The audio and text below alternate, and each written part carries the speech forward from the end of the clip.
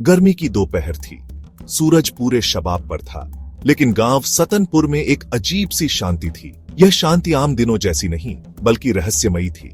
गांव के लोग अपने खेतों में काम कर रहे थे, लेकिन उनकी आंखों में एक अनजाना डर झलक रहा था। सतनपुर, जो कभी अपनी खुशहाल जिंदगी और हरियाली के लिए जाना जाता था, अब एक रहस्यमयी घटनाओं का केंद्र बन गया था।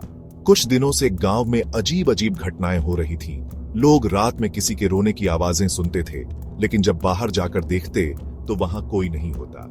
कई बार खेतों में हलचल महसूस होती, पर जब लोग वहां पहुंचते तो सब कुछ सामान्य लगता। गांव के बुजुर्ग कहते थे कि यह सब गांव के पुराने पीपल के पेड़ से जुड़ा हुआ है, जो गांव के बाहर श्मशान के पास खड़ा था। मान्यता थी कि इस पेड़ के नीचे एक पुराना खजाना दबा हुआ है, जिसे कोई छूने की हिम्मत नहीं करता। कहा जाता था कि जो भी उस खजाने को लेने की कोशिश करता, वह या तो गायब हो जाता या किसी भयानक हादसे का शिकार हो जाता। एक दिन गांव के कुछ युवकों ने हिम्मत करके इस रहस्य से पर्दा उठाने का फैसला किया। वे रात के अंधेरे में टॉर्च लेकर उस पीपल के पेड़ के पास पहुंचे।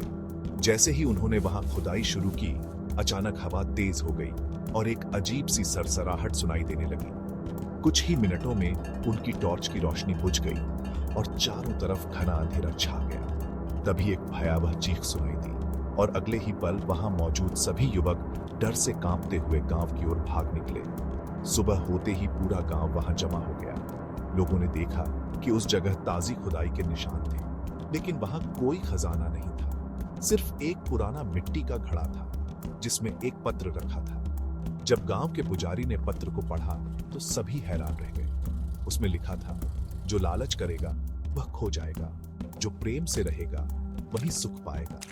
इसके बाद से गांव में फिर कभी अजीब घटनाएं नहीं हुई। शायद वह रहस्यमयी आत्मा गांव वालों को यही संदेश देना चाहती थी कि लालच बुरी चीज है।